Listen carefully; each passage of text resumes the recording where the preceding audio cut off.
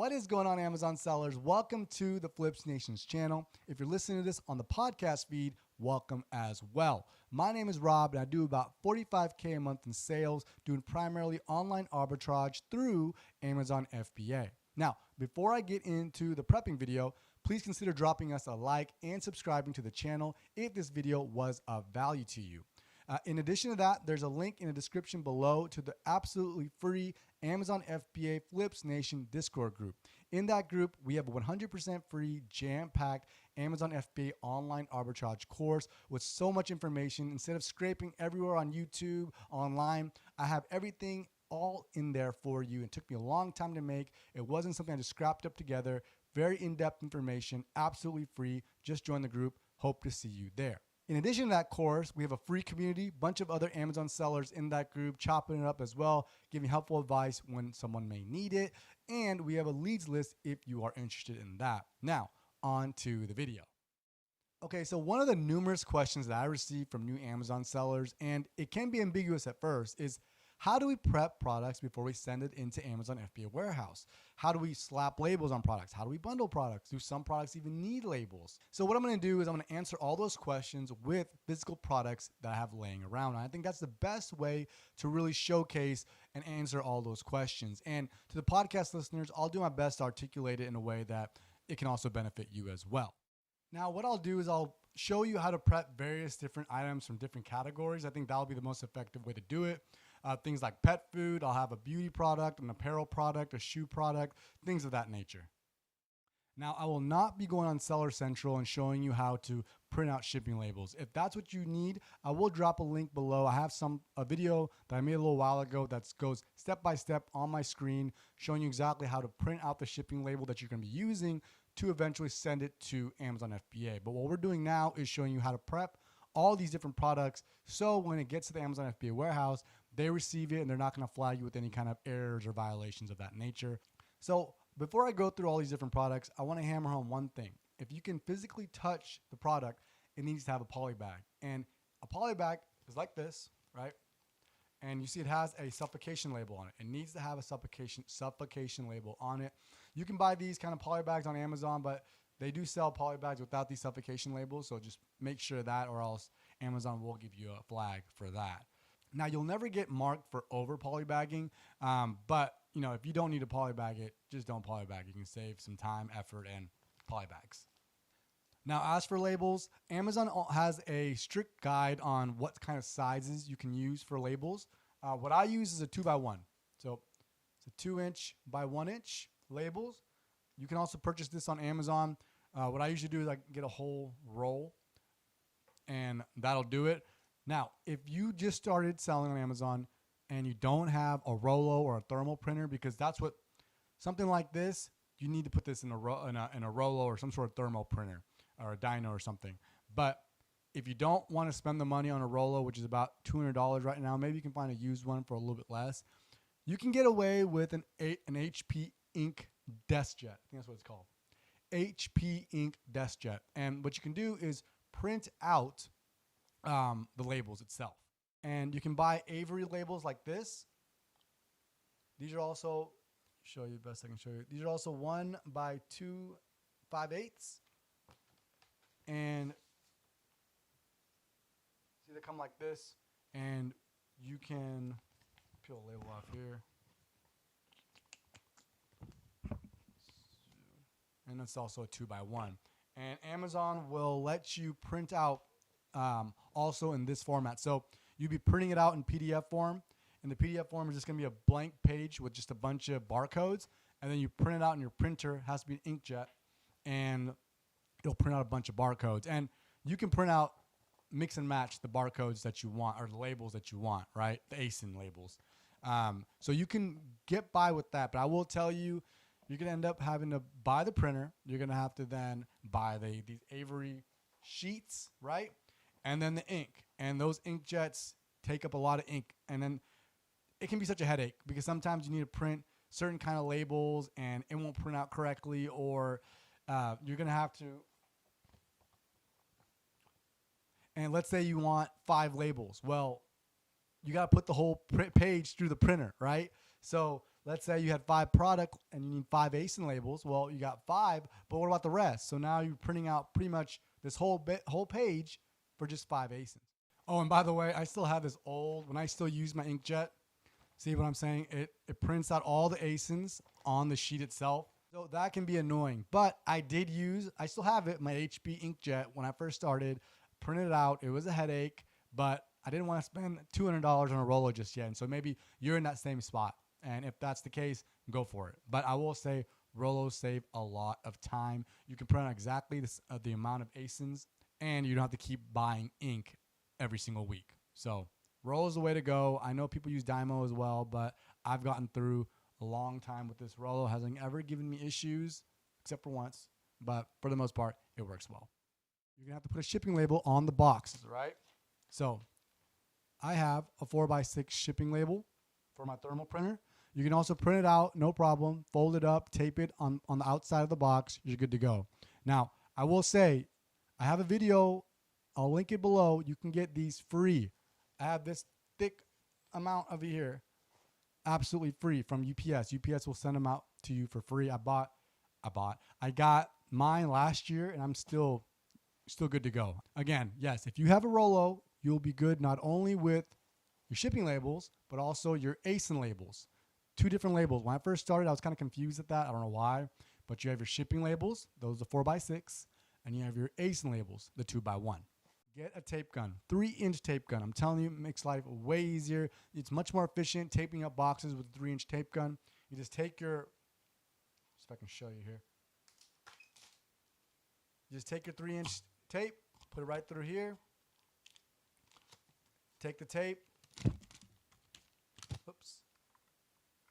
Open up this little flap, put the tape underneath. That's it. You're good to go. Now you can just wind down and rip it off. And you can just tape up boxes at a much more quicker level than just using it by hand or just using a 2-inch tape gun. I never use a 2-inch tape gun. I'm sure those are strong too, but whenever I'm using 2-inch tape, I feel every time I use it now, since I've been using 3-inch tape for such a long time, I'm always double taping. So get a 3-inch tape gun, get 3-inch tape. You can get a 6-pack on Amazon for a fairly cheap price. All right, so the first item up is a shoebox. You don't need to polybag it because why? It has a box of its own. And like I said, you can't touch the shoe because it's inside the shoebox, right? Amazon Seller Dash will also let you know if you need an ASIN label on it or if you can just use the UPC. I, for one, always use a label anyways. In addition to that, you're going to want to get these number 38 rubber bands from Staples. Take a rubber band and just put it around the shoebox.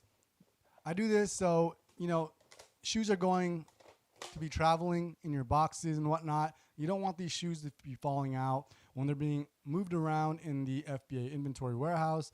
You don't want things to go awry and just fall out. So get these bands, put them around the shoe boxes. Now, as far as the label, usually I put the label right above, right over here, so they can still see the UPC, the size, and everything. So for example purposes, here is my label. Obviously, it's blank because I haven't actually printed anything on it yet, right? But honestly, you can put it right next to it. They also recommend to put it over the UPC. I don't like doing that. I don't know. I just like that they can see the UPC in any case. So you can put it on top here, like so. Like again, so they can see the size and all this UPC information. And that's really it. That's all there is to it. And that's really why I enjoy prepping shoe boxes, because all you really need to do is put a rubber band around it, put the label, the ASIN label on the location that you need to put it on, and that's it.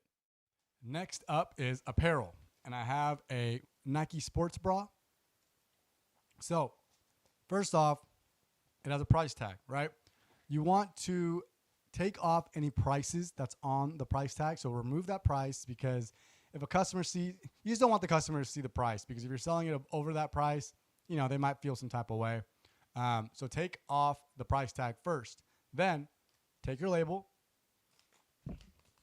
and put it right on the tag.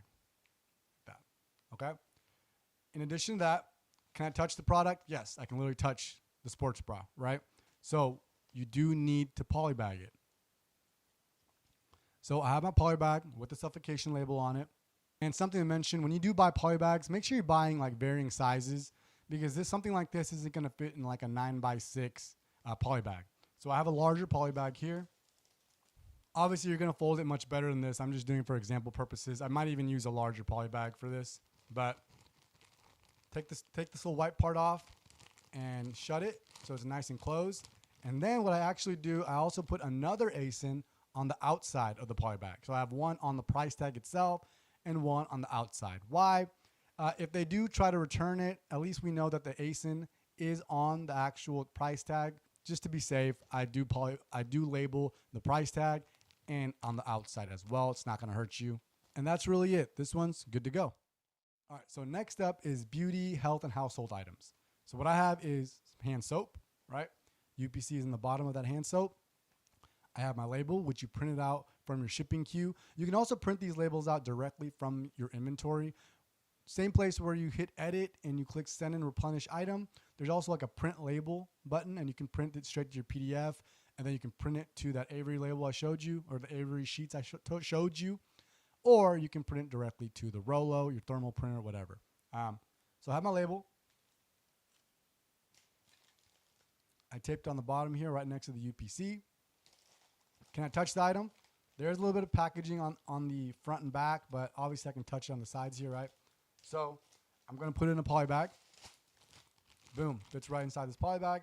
I tape it up, and I also put it on the outside of the poly bag. Again, probably excessive to put the labels on the product and on the outside of the poly bag, but I do it just to be safe. And I also wanted to mention, if this hand soap was enclosed in its own box and I couldn't touch this, I couldn't touch anything, then we wouldn't have to poly bag it. We'd already have the box outside of the product, its own product packaging box. I would just do the same thing like I did to that shoe box, put the ASIN label on the outside, done. So here is pet food. Now, see it's poking out right here? I can touch it right here. So now I'm gonna have to get a pretty large poly bag for this. And that's why I said, make sure you're getting varying sizes of poly bags when you're purchasing, because items are all in different sizes, right? So again, I would slap a label on the outside, preferably right above the UPC is what I do. So maybe like right here or something like that. I put a large poly bag. I'd put this inside a large poly bag, then put another label on the outside of the poly bag, done. If this was totally enclosed, right, no poly bags necessary, right? Because the only reason I'm poly bagging this is because the product is kind of appearing on the edges here. If it was totally enclosed, ASIN label, done.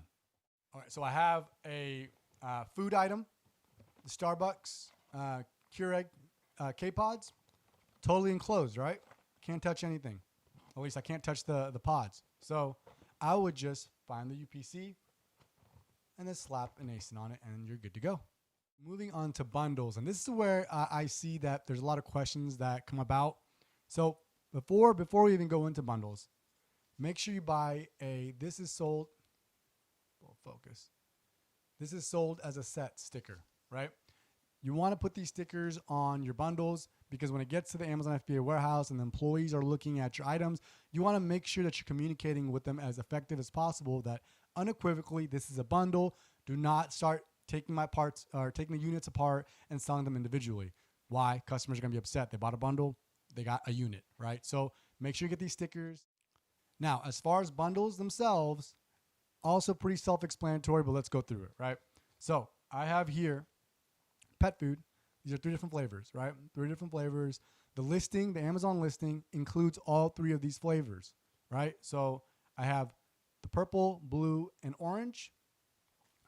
So you can see I have my do not separate, sold as a set sticker on there. And inside, I have not labeled them separately, right? They're all together. They're inside its own poly bag. I slap a label on it. That's it. Good to go. It is sold as a bundle now. You put them all together in a poly bag, which pretty much communicates to the Amazon employee that this is all together. It's not individual. And to further prove that point, you have sold as a set sticker. Done. That's it. Bundling is pretty simple. At first, it's ambiguous. I understand. For me, it was the same way. I was really confused at how bundles work, but it's pretty easy. Now, to follow up with the bundling portion of this video, I want to also hammer home. Let's say I have these hand soaps again, right? Let's say these are sold as a set. They're 2. They're 2 come on a listing. When the customer goes on the listing, it's a pack of 2. They see a picture of 2, So they expect too. Unlike the pet food that I showed you, they're pretty solid. They're not gonna be thrown around and stuff like that when they're in delivery. But these soaps probably will. They're gonna get banged up because they're not in perfect square dimensions. So I would take the rubber bands again, put it around around the soaps. Once they're tied together, put it in the poly bag.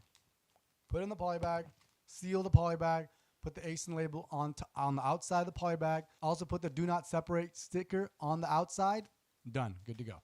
And lastly, backpacks. Here's the backpack. It's my daughter's backpack, a unicorn backpack. Can I touch the backpack? Yes. So you're gonna need to poly bag this. And that's why I said this one you're gonna need a pretty large poly bag. So get varying sizes. When I did sell a lot of backpacks last Q4, I bought a really oversized poly bag to fit all the backpacks in there, because this is a miniature one, right? This is a small one for my 6-year-old, but an adult backpack is pretty large, so you're going to need a pretty large poly bag to accommodate that. But backpacks do need their own poly bag, and that kind of sucks, but it is what it is. So in closing, these are the items that you need before prepping and sending out to Amazon FBA Warehouse. Number 33, staples, rubber bands, for the various reasons that I've articulated. You're going to need, if you have a thermal printer, get the 2x1 ASIN labels. You can get them in a roll like this. Or if you're just starting out, you don't want to spend that money on a Rolo, you can go ahead and get these Avery sheets that have the labels on sheets, and you can print it out through Amazon FBA dashboard. The labels like that, print it to PDF, and then print it out to your HP Desk Jet. And finally, get you a 3-inch tape gun as well as 3-inch rolls of tape. Also forgot to mention the do not separate stickers, also the poly bags. There is quite a few things that you need, but once you get all those items ready to go, it's pretty straightforward. Obviously, you also need boxes. I get all my boxes from Home Depot. You want to make sure that none of the box's dimensions are over 25 inches. You also want to make sure that the box does not weigh over 50 pounds, or Amazon will flag your account saying, hey, watch it. And just so I can really help y'all out here, Home Depot, I get the medium-sized box. You see here it's a 21 by 15 by 16. Gets the job done. The large that they have at Home Depot is the dimension is too large. I think it's 27 inches, so that's not going to work. So to bring it home, we have our beauty that we put in a poly bag. We have our shoe boxes that didn't need a poly bag. They just need a label. We have our bundles that were combined and then put inside the poly bag, put a do not separate sticker on it, put the label on it. All those individual prepped items, you're going to put it in your big Home Depot box, the 21 by 16 by 15, or whatever box, right? As long as one of the outside dimensions don't go over 25 inches, you're good to go. And if you're on Amazon seller dashboard in your shipping queue, you can put those items in varying, right? You don't have to have just one box of all the same items. You can have 5 of those beauty products I had, 2 of the Nike sports bra I had, and they're all gonna, as long as they all fit into your shipping box. Or if Amazon will try to say, hey, we need individual boxes for these because these need to go over here and these need to go over there. That's really annoying. But what I'm trying to hit home is you can put individual products in one big box, right? And then tape it up with your 3-inch tape gun and your 3-inch tape. Put your shipping label on it, whether that be through your thermal printer or from your regular printer, and that's it. All right, guys. So here I am at the box, right? Just to go over it with you guys, we have the food product with the label out on the outside. We have the shoe box, of course, with the rubber band and label over here. We have the bundle with the label on the outside, as well as this is a set, do not separate sticker. We have our other health and household product. Outsides are showing, so the poly bag is on the label, and a label needs to be on the outside as well. And then we have the sports bra with the label on the price tag inside here, as you can see, as well as the product label on the outside of the poly bag. And it is poly bag because it does not have its own product packaging. Now, these are all going in its own box. Like I said, it doesn't have to be all the same SKU. We're then going to close it. I've already put a product 4x6 shipping label on here that you're going to print out. Then you're going to take your 3-inch tape and your tape gun, tape it up. You have your 4x6 shipping label that you put on here that you're going to print out from your shipping queue on Amazon's dashboard. and that is it. That finalizes the process. Take it to UPS, drop it off, done. So I hope that was useful for you guys. I know when I first started selling on Amazon, what I did was I was subjecting myself to a lot of Amazon information, and that's what you should be doing, right? When you first start, subject yourself to a lot of Amazon FBA, online arbitrage, wholesale, whatever you're trying to do. Soak up all the information that you can. And that's why I made the free Amazon FBA online arbitrage course, because all that information I put together in one central home area rather than scouring the internet and just finding little tidbits everywhere, right? And when you first start selling on Amazon, you want to make sure you're getting this information from sincere people. There's a disparity in the amount of disingenuous sellers giving out info, especially in private label. You don't find it too much on the OA side, but definitely in private label. They are really just giving you disingenuous information. But when you first start selling on Amazon, getting information from the wrong person can really exacerbate the situation. Now, I'm not trying to be self-righteous or anything like that. I really try to be transparent and give the information that this is a long-term play. This is not a get-rich-quick scheme. Yes, sellers have came in and do like 100K sales per month by month 3. Now, I'm not 100% sure what the profit is from the 100K sale, right? You always want to make sure you see that that seller is pushing out PL, right? Profit and loss statements, not statements, but just the profit and loss numbers, right? But is this a get rich quick in 3 months kind of thing? No. If that's the business model you're trying to achieve, or you're being lured into starting, run away fast, because this is not what it is. I've been selling for 2 years now. I've seen a bunch of different Keepagraphs, hundreds and hundreds of Keepagraphs. When I first started, I was meticulously looking through all the various kinds of Keepagraphs, absorbing as much information as I could, to now I'm doing 50K a month with 20% ROI, but it took a lot of time to get there. It took a lot of returns that I was experiencing, a lot of losses as well, things of that nature, right? So get the information. It doesn't have to be through me. There's a lot of great sellers on the Amazon FBA platform, people like Jonathan from Duke Does Amazon, Oscar. A lot of people I've interviewed on this platform. You can scroll down and you can see my interviews with them. I choose to really interview people that I gravitated to, that I know that are putting out sincere information. And as a new seller, you want to make sure you're getting legitimate information. So thanks for watching, everyone. Again, the link is below to our free group, free Amazon FBA online arbitrage course as well. I do provide coaching or any kind of questions you might have, whether that be an IP complaint, an authenticity complaint, things like that. To prevent that from even happening, you got to be purchasing correctly. So feel free to ask me those kinds of questions in the chat. I'll be sure to answer those as well, because that's a huge deal, right? These kind of different IP complaints and authenticity complaints. I am going to be making a video here soon on how to prepare to purchase. So when in the event that you do get hit with an inauthenticity complaint or an IP complaint, you're ready to go. You have your invoices ready. You have the right material and information on those invoices when you're submitting your appeals and your POAs. So make sure you be on the lookout for that. Until next time, guys, I really appreciate you guys for the support and watching this video. Please consider subscribing to my channel, and I will see you guys on the next video.